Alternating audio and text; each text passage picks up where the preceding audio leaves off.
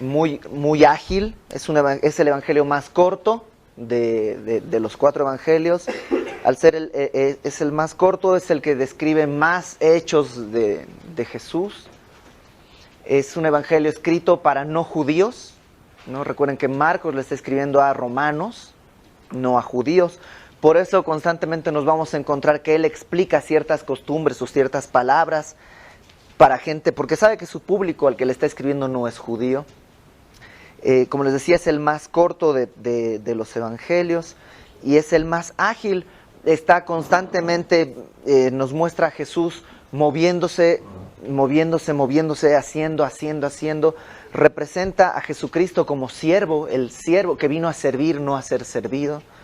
Y constantemente están estas palabras: inmediatamente, al instante,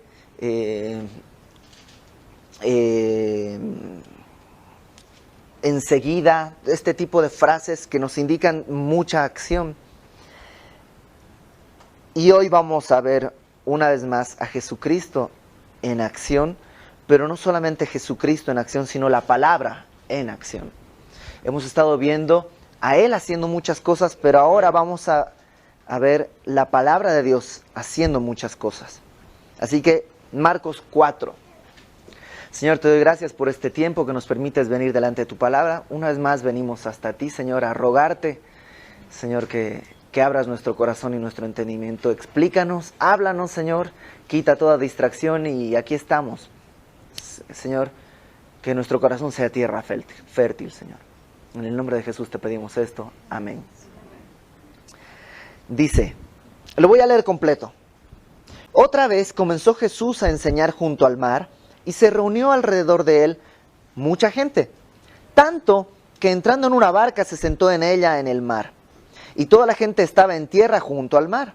Y les enseñaba por parábolas muchas cosas y les decía en su doctrina: oíd, he aquí el sembrador salió a sembrar. Y al sembrar aconteció que una parte cayó junto al camino y vinieron las aves del cielo y la comieron. Otra parte cayó en pedregales, donde no tenía mucha tierra. Y brotó pronto, porque no tenía profundidad de tierra. Pero salido el sol se quemó, porque no tenía raíz, se secó. Y parte cayó entre espinos, y los espinos crecieron y la ahogaron, y no dio fruto. Pero otra parte cayó en buena tierra, y dio fruto, pues brotó y creció, y produjo a 30, a 60 y a 100 por uno. Entonces les dijo: el que tiene oídos para oír, oiga. Cuando estuvo solo, los que estaban cerca de él con los 12 le preguntaron sobre la parábola. Y les dijo: a vosotros os es dado saber el misterio del reino de Dios, mas a los que están fuera, por parábolas todas las cosas, para que viendo vean y no perciban, y oyendo oigan y no entiendan, para que no se conviertan y les sean perdonados los pecados. Y les dijo: ¿no sabéis esta parábola? ¿Cómo pues entenderéis todas las parábolas? El sembrador es el que siembra la palabra, y estos son los que de junto al camino en quienes se siembra la palabra. Pero después que la oyen, enseguida viene Satanás y quita la palabra que se sembró en sus corazones.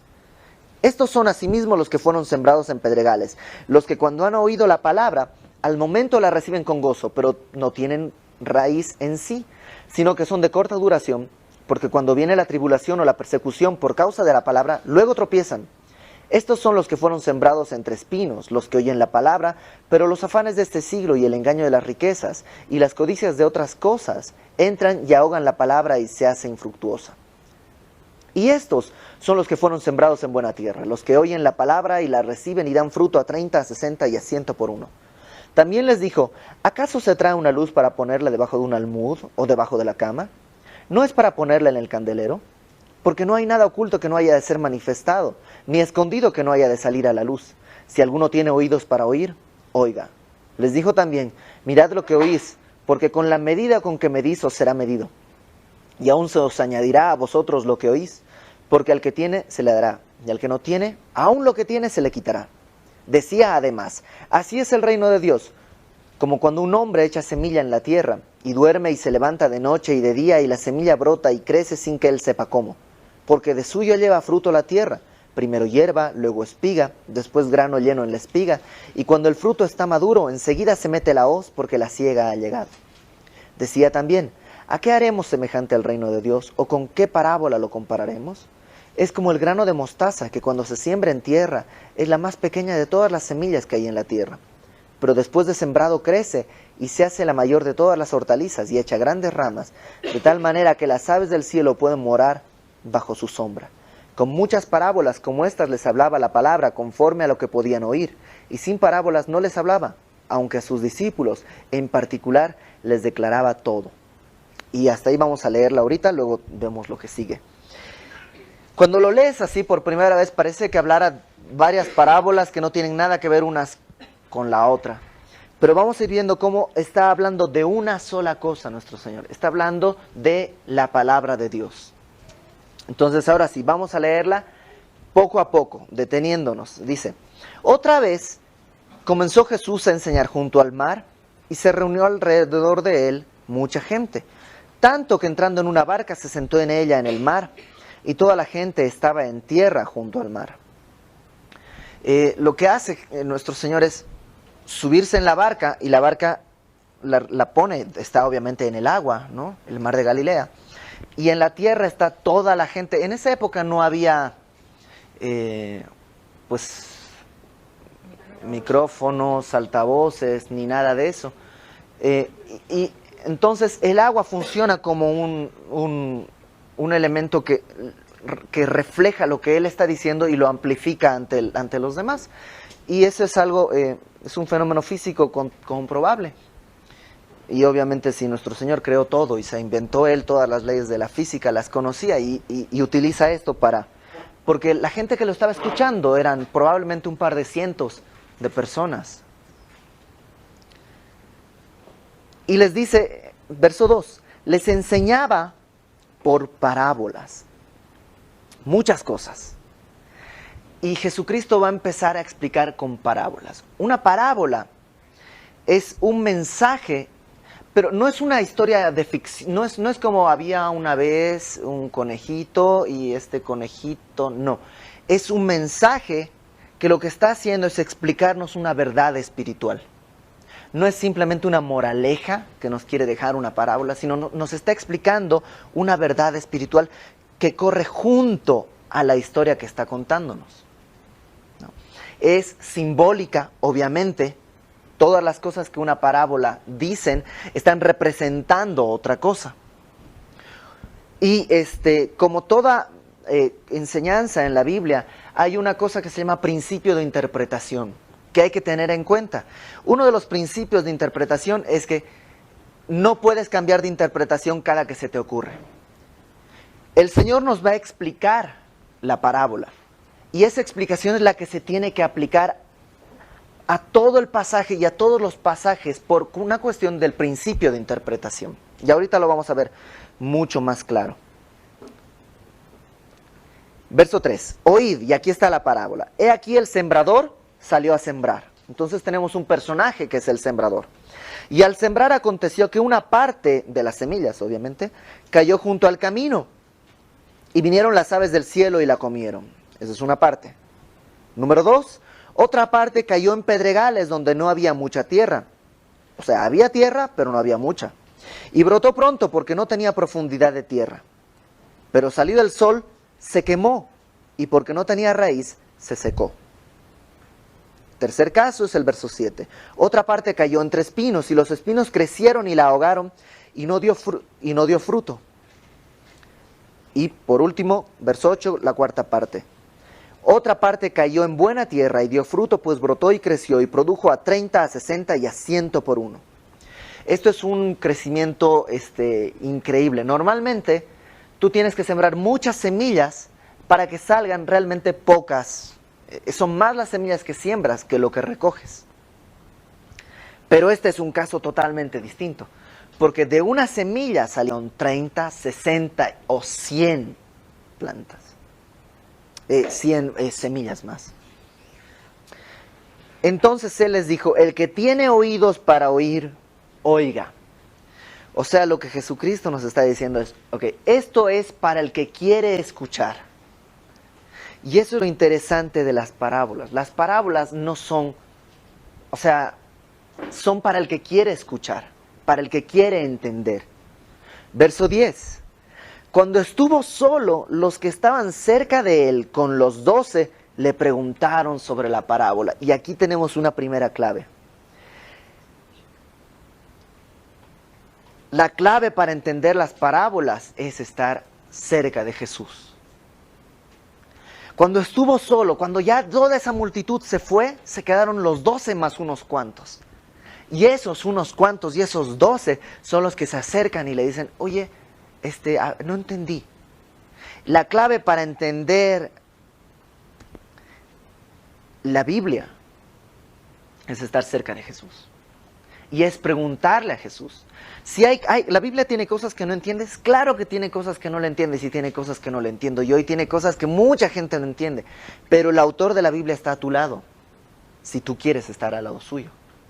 Y la clave para entender es preguntarle a Él. Y es estar cerca de Él. Verso 10 dice, cuando estuvo solo, los que estaban cerca de Él con los 12, no solo los 12 apóstoles, sino los que se quedaron, los que estaban cerca. La clave no es solo oír la palabra, sino estar cerca del autor de la palabra. Verso 11. Le preguntaron sobre la parábola y verso 11 él les dijo, y esto cuando lo leí me mató, o sea, dije, no entiendo. Les dijo, a vosotros os es dado saber el misterio del reino. La palabra misterio en nuestro lenguaje castellano actual es como algo escondido, ¿no? El misterio es algo que no se vea, es misterioso. Pero en el original, en el griego o en la época en que estaba escrito esto, la palabra misterio no habla de eso, todo lo contrario. Un misterio no es algo que se esconde, sino algo que se está revelando. La palabra misterio es la palabra mysterion, y es algo que se revela a alguien. No es algo que se esconde, sino algo que se revela a alguien, no a todos. Por eso de ahí viene nuestra idea de misterio, que es escondido. No, en esta época la palabra misterio hacía referencia a algo que se revela a alguien. Por ejemplo, los griegos, cuando tú te ibas a afiliar a alguna digamos, sociedad, algún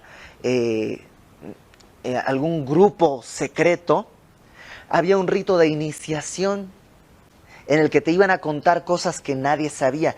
Te iban a hacer partícipe del misterio. O sea, te iban a revelar el misterio. Entonces, y lo vemos muy claro en Colosenses 1, cuando la Biblia habla de misterio, no habla de... "Uy", sino habla de esto. Colosenses 1, verso 26. Nos dice,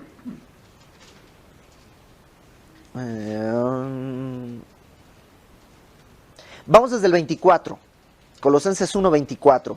Ahora me gozo en lo que padezco por vosotros, dice Pablo, el apóstol, y cumplo en mi carne lo que falta de las aflicciones de Cristo por su cuerpo, que es la iglesia, de la cual fui hecho ministro según la administración de Dios que me fue dada para con vosotros, para que anuncie cumplidamente la palabra de Dios, el misterio que había estado oculto desde los siglos y edades, pero que ahora ha sido manifestado a sus santos. Eso es un misterio, algo que estaba oculto y que es revelado. Y entonces lo que está diciendo es que a vosotros, los que están preguntando, los que están cerca de Jesús, les es dado saber el misterio, o sea, se nos va a revelar el misterio del reino de Dios. Más a los que están fuera, por parábolas todas las cosas. Las parábolas son increíbles porque, por un lado, te enseñan cosas impresionantes, puedes entender cosas increíbles, pero por otro lado puedes leer y decir, no entiendo nada, esto es de locos, aquí no dice nada. Y por eso Dios habla en parábolas, por eso Jesús nos habla en parábolas, y aquí lo pone más claro. Dice, más a los que están fuera por parábolas, todas las cosas, y aquí agárrate de tu cinturón porque dice verso 12, para que viendo vean y no perciban, y oyendo oigan y no entiendan, para que no se conviertan y les sean perdonados los pecados. Cuando yo leí eso dije, ¿Jesús no quiere que se conviertan y les sean perdonados los pecados? Y me quedé me quedé loco. O sea, dije, a ver, esto sí lo tengo que entender bien.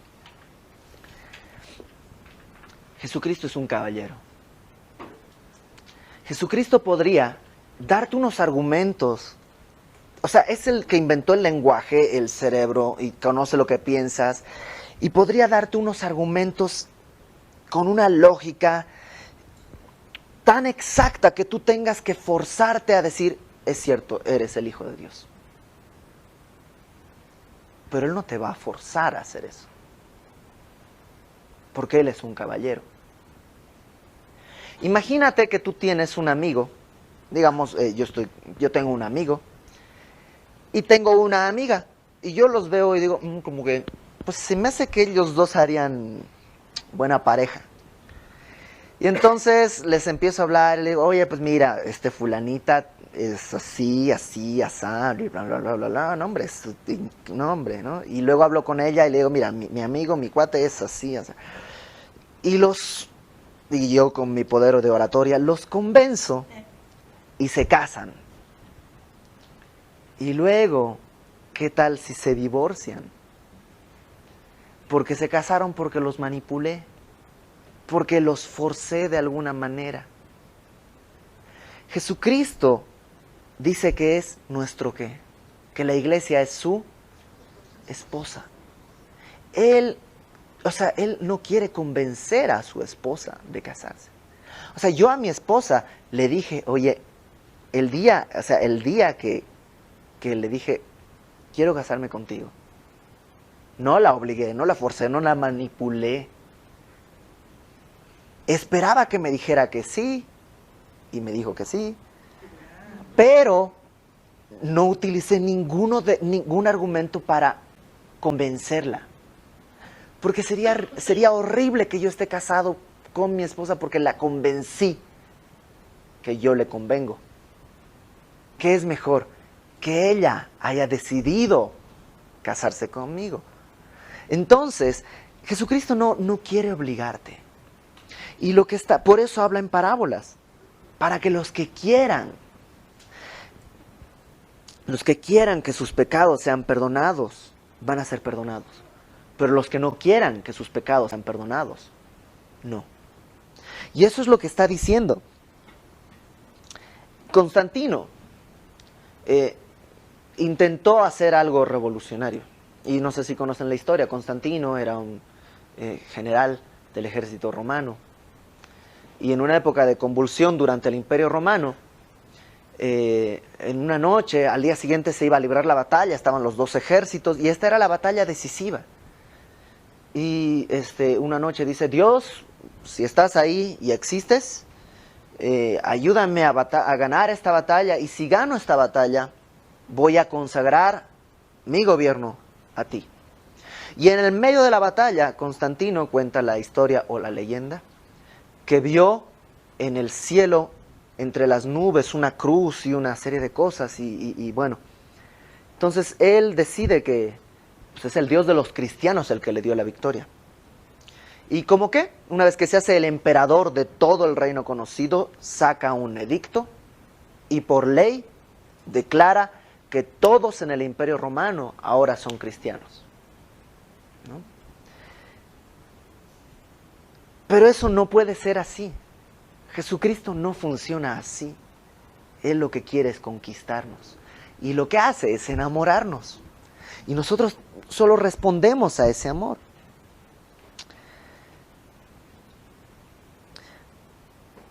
Y eso es lo que está diciendo.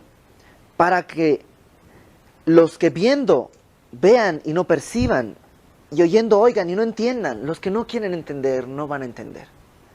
Para que sus pecados no les sean perdonados. Porque no quieren ser perdonados. ¿Sí está claro esto?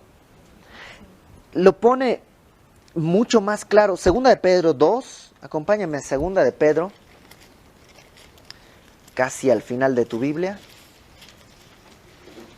Segunda carta de Pedro, capítulo 2.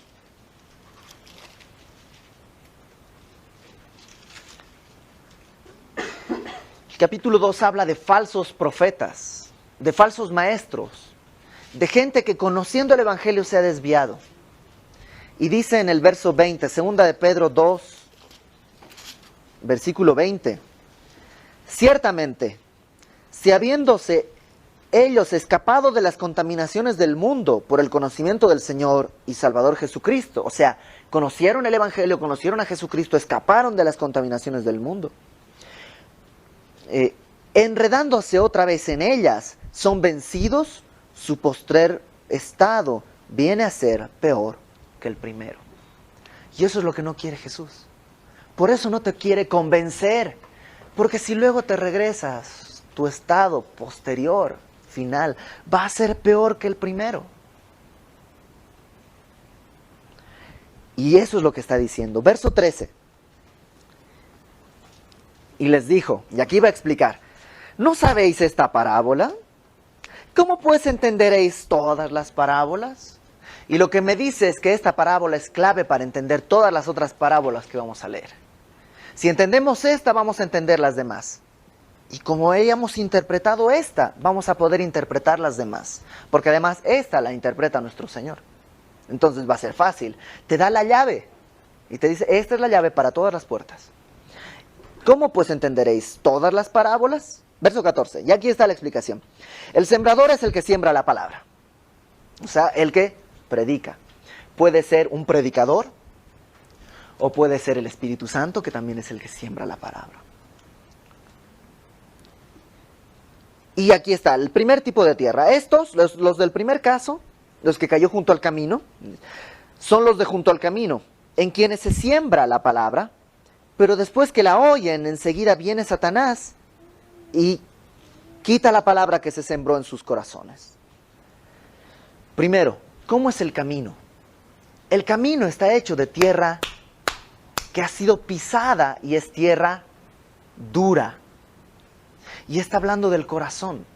El primer grupo de gente es gente que tiene el corazón duro.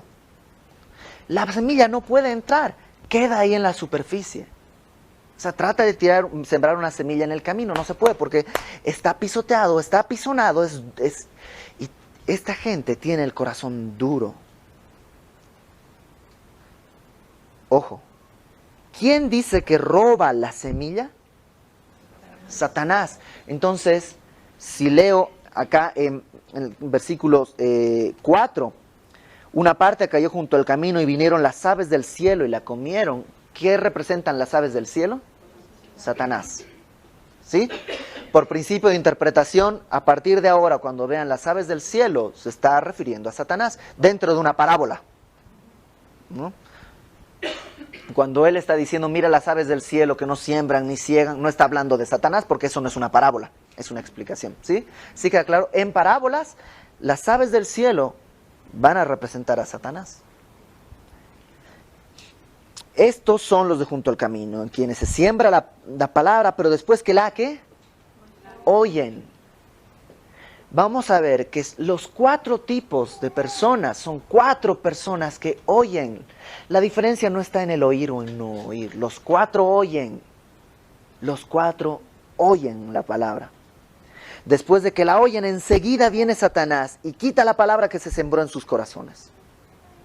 Segundo tipo de tierra. Segundo tipo de gente. Estos son asimismo los que fueron sembrados en pedregales. Estos son los que fueron sembrados en pedregales. Los que cuando han, ¿qué cosa? Oído. Estos también oyeron la palabra.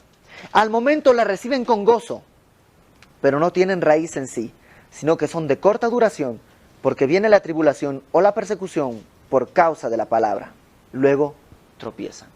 La que fue sembrada en pedregales dice que tenía poca tierra. Y como tenía poca tierra, salió muy rápido la planta, pero el sol vino y la quemó y se secó porque no tenía raíces.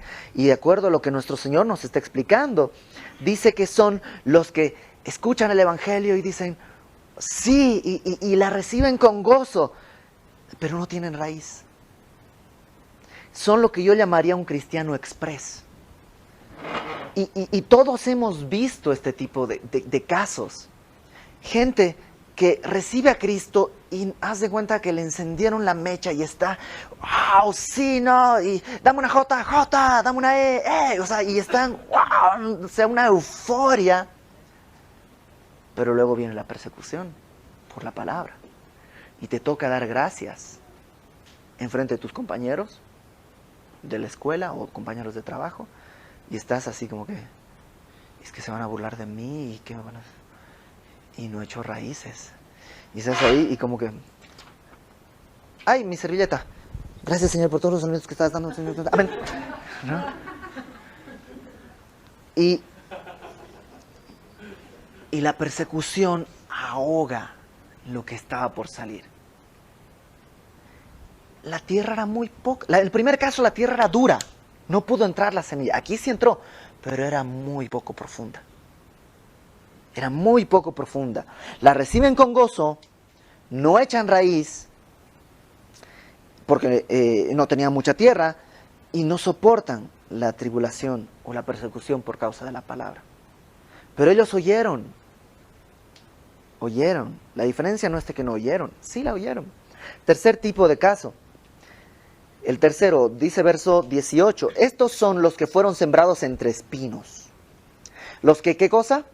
Oyen, también oyen la palabra. Pero, tres cosas. Los afanes de este siglo, el engaño de las riquezas y las codicias de otras cosas entran y ahogan la palabra y se hace infructuosa. En este caso, la tierra no era dura, la tierra no era poco profunda, había suficiente tierra. El problema es que la tierra no se limpió la tierra. Y de pronto empiezan a salir espinos y cosas que no tenían que estar en esa tierra. Y estos espinos se roban los nutrientes de la tierra que tenía que ser para la semilla.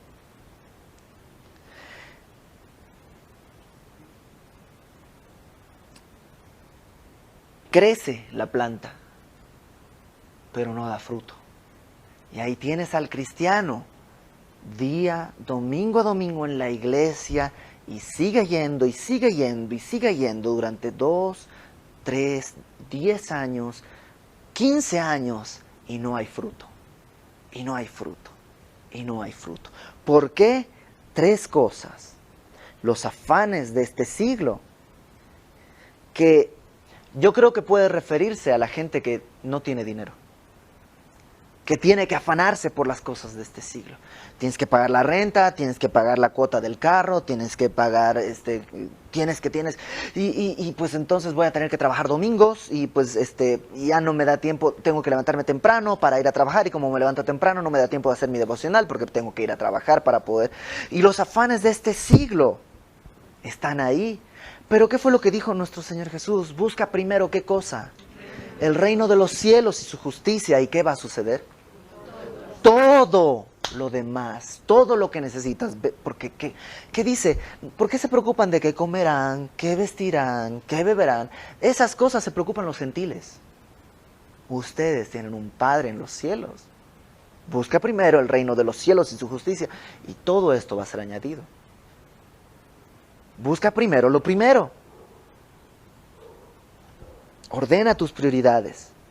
Segundo tipo era el engaño de las riquezas. Yo creo que esto se refiere ya a los ricos. El engaño de las riquezas es que, bueno, ahora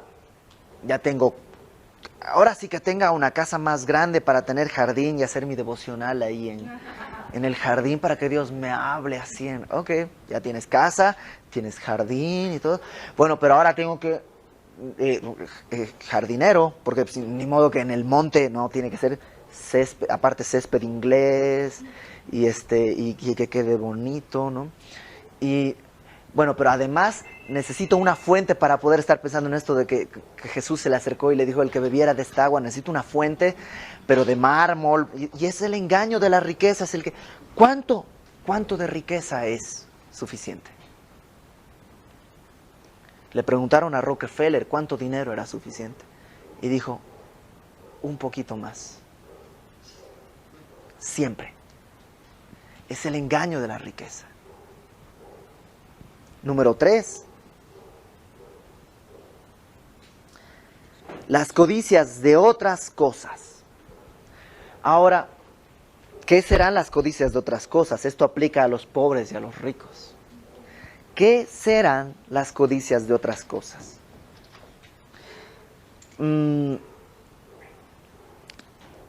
Acompáñame a 1 Corintios 10. 1 Corintios 10.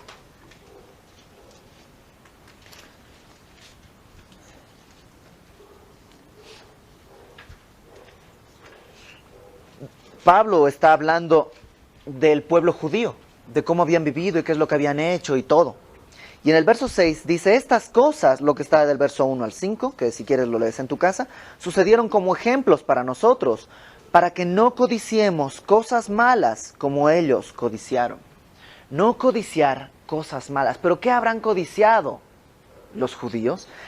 Está hablando de su época en el desierto. Entonces vámonos ahora sí a Números, capítulo 11, para ver qué fue lo que codiciaron los judíos.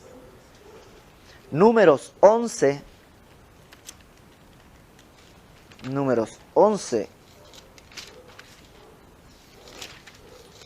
verso 4. Están los judíos en el desierto y Dios les está dando maná para comer.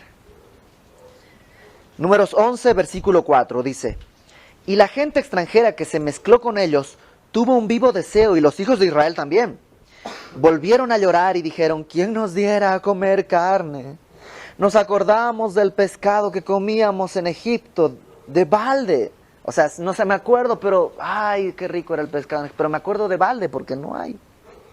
De los pepinos, los melones, los puerros, las cebollas y los ajos. Y ahora nuestra alma se seca, pues nada, sino este maná, ven nuestros ojos. Puedes ver, están en el desierto, Dios está haciendo literalmente llover comida sobre ellos. Y ellos están, ay, en Egipto comíamos pescado y cebolla y ajo, ¿no? Codiciar otras cosas, yo creo que también tiene que ver con recordar y añorar las cosas que eran, que hacías cuando todavía estabas en Egipto. Que a veces caemos en eso. Ay, es que antes de ser cristiano, pues yo sí era... Sí, estás anhelando las cebollas y los ajos. Estás despreciando el maná que Dios te está dando. Y estás olvidando los azotes que vivías y que eras esclavo. Claro, en el desierto es bien fácil acordarse del pescado y las cebollas. Pero así somos, no nos acordamos. Y a veces no nos acordamos de los azotes y que éramos esclavos. Y nos pasa a nosotros a veces, que recordamos, ay, es que antes, sí, antes de ser cristiano, no hombre, sí. Pero ojo, eso te impide dar fruto. Te impide dar fruto. Y no ser como, versículo 20. Y estos son los que fueron sembrados en buena tierra. Los que oyen la palabra y la reciben y dan fruto a 30, 60 y a 100 por uno. Estos son los que oyen y reciben y dan fruto. Y esos son los que queremos ser. Ahora, esto también se aplica, sí son 4 tipos de personas, pero también aplica a 4 estados del corazón que a veces podemos tener. A veces tu corazón en ciertas áreas de tu vida va a estar duro. Y Dios te habla en la iglesia o en tu devocional. Y Dios te está diciendo claramente algo que tienes que hacer o algo que tienes que dejar de hacer. Pero tu corazón está duro en esa área de tu vida. Y la semilla ¡puc! Rebota y viene el maligno y la arrebata. Ay, ya no me acuerdo qué habrá dicho el domingo el pastor. Otras veces... Si agarras el mensaje y dices, no, sí, ahora sí, voy a tirar esto que es el pecado que... Ok, sí, claro, no, y en la iglesia, y quienes hacen un... Yo, y ahora sí, todo, ¿no? Y llegas a tu casa y ¿cuál? Bye. Pura emoción. Otro Cuando tú te haces el compromiso, voy a hacer mi devocional. Ahora sí, todos los días. Pero los afanes de este siglo, el engaño de las riquezas, el codiciar otras cosas, te impiden dar fruto en el área que Dios te está queriendo trabajar en ti. Sí son 4 tipos de personas, pero también pueden ser 4 estados de tu corazón en algún área de tu vida. Ahora, esta es la clave para abrir todas las otras parábolas que vienen. Verso 21. También les dijo, ¿acaso se trae la luz para ponerla debajo del almud o debajo de la cama? ¿No es para ponerla en el candelero? ¿Cuál es el contexto? ¿De qué está hablando? De la palabra de Dios, ¿no? Y es como si Dios nos estuviera diciendo, ok, ya entendieron que todos tienen que ser como la semilla que cae en buena tierra, ¿entendieron todos? Sí, bueno, ahora les voy a explicar cómo ser una buena tierra para la semilla. Y empieza con esta parábola que a primera vista dices, ¿qué tiene que ver? Pero sí tiene mucho que ver. La luz no se trae para ponerla debajo del almud. El almud era como una caja que servía para medir. El almud es como una medida, así como sería hoy 1 kilo o 1 litro o una cosa así. Entonces el almud era una medida, pero era una medida como una caja. Entonces, cuando no se usaba como para medir algo, se le daba la vuelta y se usaba como mesita. Pero es ridículo que tengas tu vela para ponerla debajo del almud, porque pues nadie se entera. O que pongas tu vela y la metas debajo de la cama. Es absurdo. Es lo mismo. O sea, Dios no te habla para que lo que te habló lo escondas, sino para que lo saques a la luz, para que lo enseñes a otros, para que prediques lo que estás aprendiendo, para que lo vivas, para que tu luz alumbre a todos. Es que el contexto es la palabra. Y verso 22, Salmo 119, 105 dice, porque, ay se me fue. Porque la lámpara es a mis pies tu palabra y lumbrera mi camino. Entonces, ¿cómo puedo ser buena tierra? Pues lo que aprendo, tengo que mostrarlo, sacarlo a la luz, vivirlo, que otros lo vean y enseñarlo. Verso 22, porque no hay nada oculto que no haya de ser manifestado, ni escondido que no haya de salir a la luz. Y muchos cuando leen este versículo piensan así como que no, mira, Dios tiene en el cielo como, antes se decían en VHS, pero ahora tiene DVDs, ¿no? Tiene como grabada toda tu vida y cuando estemos allá en el juicio va a haber una pantalla y va a poner y va a salir a la luz todo lo que tú haces en lo escondido y todo lo que y va a salir a la luz. No está hablando de eso. ¿Cuál es el contexto? La palabra. Está diciendo que no hay nada oculto en la palabra de Dios que no haya de ser manifestado. No hay nada escondido que no vaya a salir a la luz. Las cosas que tú no entiendes de aquí van a ser manifestadas y van a salir a la luz. ¿Cómo? Cuando yo sea una buena semilla. Cuando empiece a dar, cuando sea una buena tierra, cuando empiece a dar fruto, cuando empiece a mostrar a los demás la luz que estoy recibiendo de Él. Verso 23, si alguno tiene oídos para oír, oiga. Lo mismo, no es para cualquiera, es para el que quiera entender que van a ser manifestadas todas estas cosas. Verso 24, también les dijo, mirad lo que oís. Esto es interesante, mira lo que oyes. Es como, mira lo que oyes. O sea, pon mucha atención a lo que estás oyendo. Ojo al piojo, se dice en mi pueblo. Porque con la medida con que medís os será medido, y aún se os añadirá a vosotros los que oís. Porque al que tiene se le dará, y al que no tiene, aún lo que tiene se le quitará. Lo que Jesús te está diciendo es, ojo, cómo estás oyendo. Si tú tienes ganas de entender la palabra, si estás dispuesto a quedarte con Él cuando toda la multitud se fue y quedarte con Él a preguntarle, oye, no entendí. El que tenga esas ganas, Dios le va a dar más ganas y le va a dar más hambre de la palabra y eso le va a revelar más palabra y le va a dar más hambre y más y vas a crecer y vas a dar fruto. Pero al que no tiene, al que está así como que, la palabra, Eso de las palabras, aún lo poco se le va a quitar. Y eso es lo que está diciendo. ¿Qué tanto interés traes cuando quieres oír la palabra de Dios? Realmente vienes y dices, Señor, ahora sí, aquí estoy, tú dime. Tú dime. Vi una película española antes de venir a México esta última vez y era de unos siervos de una finca de España a principios del siglo pasado. Y me encantó la respuesta. Todos los siervos, cuando el patrón les daba una orden, les decía, y todos contestaban, mande usted que para eso estamos. Y vienes con esa actitud a escuchar la palabra. Así, aquí estoy, mande usted que para eso estamos. Verso 26. Decía además, así es el reino de Dios, como cuando un hombre echa semilla en la tierra. ¿Qué es la semilla? La palabra, exacto.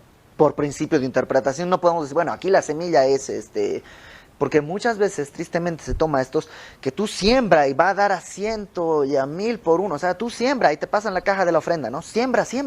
No, ¿aquí de qué está hablando cuando habla de sembrar? Y que va a dar a 30, 60 y a 100 por uno. ¿De qué es? La palabra, no es dinero. Aquí no estamos hablando de dinero. Esto es la palabra. Decía además, así es el reino de Dios, como cuando un hombre echa semilla en la tierra y duerme y se levanta de noche y de día, o sea, pasan días. Y la semilla brota y crece sin que él sepa cómo, porque de suyo lleva fruto la tierra. En la NBI lo traduce más claramente. La NBI dice, la tierra da fruto por sí sola. Primero hierba, luego espiga, después grano lleno en la espiga. O sea, primero hierba, ¿sí? La plantita chiquitita, luego espiga, ¿ya? Y luego ya esa espiga llena de grano. Y cuando el fruto está maduro, enseguida se mete la hoz porque la siega ha llegado. O sea, descansa. Lo que dice es que la semilla se siembra, pero no sabes cómo trabaja. Pero trabaja. O sea, la gente piensa que estamos locos. ¿A poco así leyendo la palabra de Dios nada más y a poco? Sí. Pero así, y se va a quitar el mal carácter, sí. ¿Sí? No, pero, pues sí. ¿Y cómo funciona? No sé. Pues no sé. Pero la palabra es viva, está viva y es eficaz. Y es útil para enseñar, para redarguir, para corregir y para instruir en justicia. Es la palabra, léete el Salmo, rápidamente, Salmo 19. Salmo 19, versículo por ahí del 7, yo creo. 7. La ley de Jehová, la palabra de Dios, es perfecta. Quiere decir que no le falta nada. Salmo 19, 7. ¿Qué cosa? Convierte el alma. La ley de Jehová es perfecta, que tiene un efecto. ¿Cuál es? Convertir el alma. El testimonio de Jehová, ¿cómo es? Es fiel. ¿Y qué es lo que hace? Hace sabio al sencillo. Y cuando habla de sencillo, está hablando de... ¿cómo decir? Sencillo, de... lento, digamos, ¿no? Y no sé si tú a veces te has sentido lento o lenta en algunas áreas de tu vida. Y dices, que la volví a regar. ¿Qué necesito hacer? Necesito sabiduría. ¿Y que dónde está la sabiduría? Pues aquí me dice que el testimonio de Jehová es fiel, hace sabio al sencillo. Los mandamientos de Jehová son rectos, que alegran el corazón. El precepto, estos son los términos de un contrato, de Jehová es puro, o sea, no tiene letras chiquitas, no, que alumbra los ojos. El temor de Jehová es limpio y permanece para siempre. Los juicios de Jehová son verdad, todos justos, deseables son más que el oro y más que mucho oro afinado, y dulces más que la miel y que la que destila del panal. Tu siervo además es amonestado con ellos, en guardarlos hay grande galardón. O sea, créele, la palabra de Dios es capaz ¿Cómo funciona? Pues no sé, pero es capaz. Y lo he comprobado. ¿Y qué es lo que tengo que hacer? ¿Qué es lo que hace este señor en la parábola? Descansa, duerme y hace lo suyo. Permanecer en la palabra y la semilla va a ir saliendo. Y luego dará fruto para gloria de Dios. Verso 30. Decía también, ¿a qué haremos semejante el reino de Dios? ¿O con qué parábola lo compararemos? Es como el grano de mostaza que cuando se siembra en tierra es la más pequeña de todas las semillas que hay en la tierra, pero después de sembrado crece y se hace la mayor de todas las hortalizas y echa grandes ramas de tal manera que las aves del cielo pueden morar bajo su sombra. ¿Qué es lo que está diciendo? Yo creo que esta es una advertencia. La semilla de mostaza se siembra, pero nunca vas a ver una mostaza, un árbol de mostaza. La mostaza es un arbusto y no es un árbol. Pero aquí nos narra que va a tener un crecimiento anormal, sobrenatural, un crecimiento sobrenatural. Y muchas veces tomamos esto como que sí, la iglesia de Dios va a llegar a todo el mundo. Sí, puede ser, pero ¿qué es lo que dice? ¿Quiénes van a ir a morar bajo su sombra? Las aves. ¿Y quiénes son? ¿Qué representan las aves? Satanás. Eso es lo que dice la palabra de Dios. Por consistencia en la interpretación de la parábola, aquí las aves no pueden significar otra cosa. Lo que Jesucristo está diciendo es una advertencia. Va a crecer la iglesia, el reino de Dios, va a crecer. Pero ojo, ojo, van a haber aves. Satanás va a venir a morar también bajo. Y hay iglesias que están literalmente en el otro lado del camino. Que ahora sí que pertenecen a la tienda del enfrente. Que no son de Dios. Y ahí están morando bajo la sombra. Y es una advertencia. Y sucedió, van a llegar falsos maestros. Sucedió muy pronto. O sea, pasó muy poco tiempo cuando ya empezaron a tener problemas. Y la Biblia dice que en los postreros tiempos, en esta época que estamos viviendo, la gente se va a amontonar ante los falsos maestros, que les van a contar fábulas. Y estábamos viendo esto. Así que, ten cuidado. ¿Qué es lo que te va a salvar? La palabra de Dios. Verso 33. Con muchas parábolas como estas les hablaba la palabra, conforme a lo que podían oír. Y sin parábolas no les hablaba, aunque a sus discípulos, ¿a quiénes? Sus discípulos, los que estaban cerca, en particular, les declaraba todo. El secreto es estar con Él. ¿Te acuerdas capítulo 3 al final, versículo 33? Dice, ¿quién es mi madre y mis hermanos? Y mirando los que estaban alrededor de Él, dijo, he aquí mi madre y mi hermana y mis hermanos. ¿Te acuerdas que en el versículo 14 del capítulo 3, Él establece a 12 para qué? Para que estén con Él. De eso se trata el cristianismo. No se trata de aprender versículos, no se trata de cómo te vistes, no se trata de cómo hablas, no se trata de qué películas ves, eso no es lo que identifica al cristiano. Lo que identifica al cristiano es el que está con Cristo todo el tiempo. Tanto que como a los apóstoles en Hechos, cuando los fariseos los encuentran, dicen,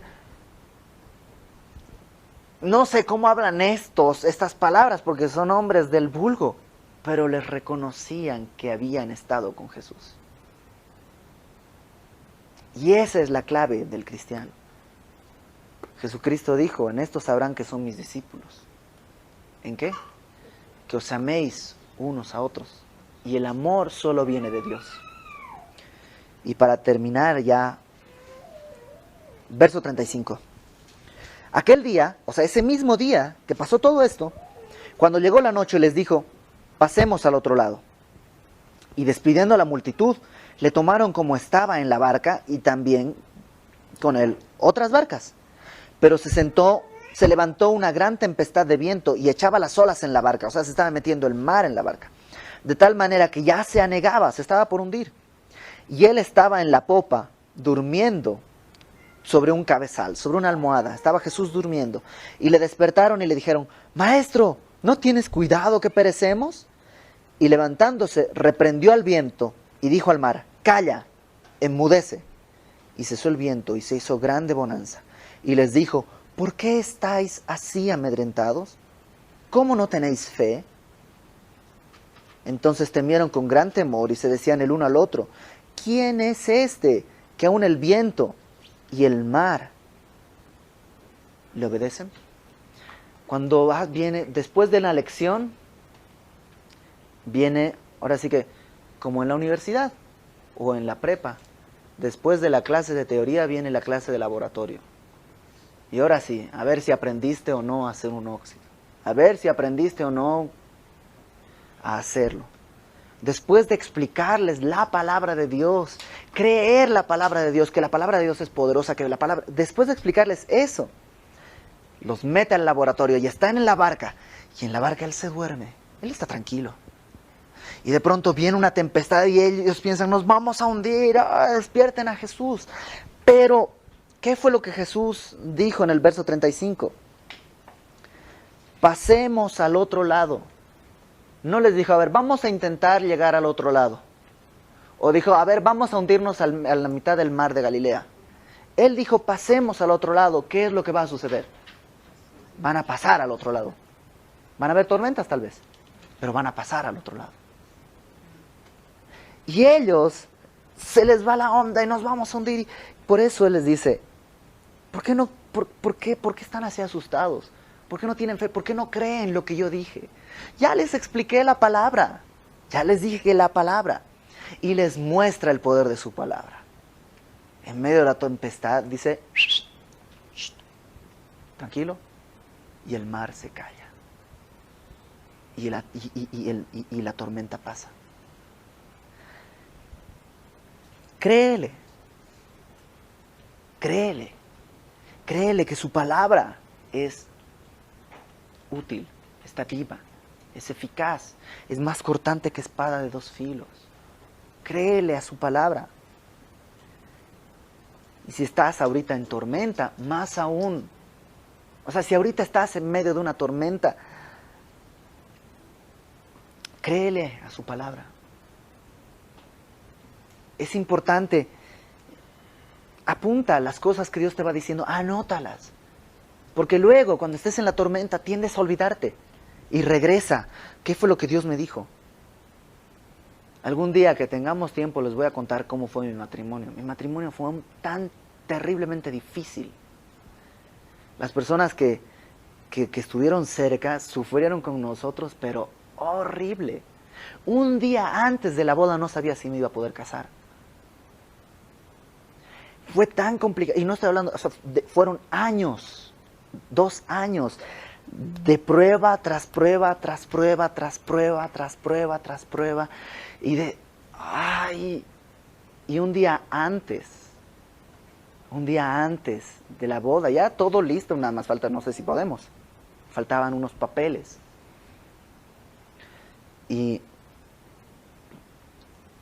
con Lucy llegamos al punto de, ok, Señor, o sea, si no quieres, dinos claramente no y no. O sea, yo no quiero ir contra tu voluntad. Estábamos en una depresión espantosa, en Bolivia además, lejos de la iglesia. O sea, yo no tengo amigos cristianos allá. Entonces, o sea, Señor, o sea, si no, bien, o sea, lo acepto. No, si tú no quieres, venga, no queremos. Pero fue así. ¿Qué fue lo que Dios te dijo? Y Lucy me dice, a mí Dios me dijo que me iba a casar contigo. O sea, eso fue lo que Él me mostró y eso fue lo que Él me dijo. Y es lo que Él va a hacer. Y a mí Dios me había mostrado que Lucy era mi esposa. Y estaba todo oscuro. Pero Él había dicho, vamos a llegar al otro lado. Estábamos ahí en la oficina de mi papá, en el jardín de la casa. Y en una depresión terrible, así, Señor, o sea, ya, ¿qué? Y de pronto, en mi casa, hay, en el jardín de mis papás hay 2 perros, hay 2 gatos, una tortuga, mi tortuga, esa sí es mía, así, grandota, se llama Camorra. Y en el jardín viven changos, o sea, no son de nosotros, viven ahí, digamos. Y llegaron y ahí viven, porque hay varios árboles frutales. Y estábamos así mirando la ventana, así, deprimidos, porque faltaba dinero, faltaba todo. Y baja un chango al árbol de aguacate, a la altura de la ventana, que nunca bajan ahí porque los perros les hacen ruido. Entonces, baja hasta ahí. Y lo digo porque yo lo vi, o sea, nos miró. O sea, baja, nos mira, y no sé si del bolsillo, no sé de dónde, saca un plátano. O sea, sí hay plátanos, pero no en el árbol de aguacate, ¿no? Sacó un plátano, empezó a pelarlo, y empezó a comerlo, y nos miraba. Y fue así como Dios, ok, o sea, mira las aves del cielo. No siembran, ni ciegan, ni recogen en graneros, pero Dios las alimenta. Aprende de ellas. No sirve tu inteligencia, porque ni un solo metro puedes agregar a tu existencia. Y fue así de, ok, ok.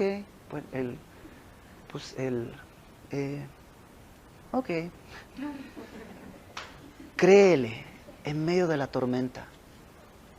Si tienes mala memoria, anota las cosas que Dios te está diciendo. Si hoy te dijo Dios, pégate a mi palabra, busca, anota. Hoy Dios me está diciendo, búscame. Hoy Dios me está diciendo, soy fiel. Hoy Dios me está diciendo, mi palabra es verdad. Y yo quiero que lleven fruto. ¿Para qué? ¿Para que estén bien? No. ¿Para qué? Para que cuando la gente vea ese fruto, glorifique al Padre a través de Cristo. Porque esto se trata de Él, no de nosotros. Oramos. Señor, yo te doy gracias porque no merecemos, Señor, tu amor, pero tú has querido amarnos. Porque, Señor, no merecemos ni siquiera tu preocupación. Y tú viniste a morir por nosotros, para que estemos contigo, porque nos amaste, Señor, hasta la muerte. Y ahora, Señor, que ya nos rescataste, nos has dado tu palabra para que tengamos en ella certeza, en la esperanza que tú has depositado en nosotros. Gracias por tu Espíritu Santo que tú has enviado para hablarnos, para consolarnos. Gracias, Padre, porque no nos has dejado solos, sino que tú dijiste que estás con nosotros todos los días hasta el fin del mundo. Señor, yo te quiero rogar que nuestro corazón sea buena tierra para la semilla de tu palabra. Que en nuestros devocionales tú siembres tu palabra y nos hables. Que en la iglesia, Señor, tú siembres tu palabra y nos hables. Y que podamos dar fruto, Señor. Señor, que tu Espíritu Santo, como espantapájaros, Señor, espante todas las aves que quieran venir a robar lo que tú estás haciendo. Confiamos en ti y que tú nos estás cuidando. Y aquí estamos, Señor, si quieres que llevemos fruto para tu gloria. Señor, también te quiero rogar por las personas que están aquí, Señor, y que están pasando por pruebas y están en un medio de la tempestad, Señor, y sienten que la barca se está hundiendo, Señor. Recuérdales que tú estás ahí, tranquilo, porque tú tienes el control. Porque el Dios que calmó la tormenta fue el que desató la tormenta. Y tú tienes un propósito. Te ruego, Señor, que nuestra fe no falte. Y esto, Padre, para que tú te glorifiques, Señor. Aquí estamos, gracias a tu misericordia y por tu gracia. Oramos, Padre, en el nombre de Jesucristo, porque nos lo mandaste así, por sus méritos, en la cruz. Amén.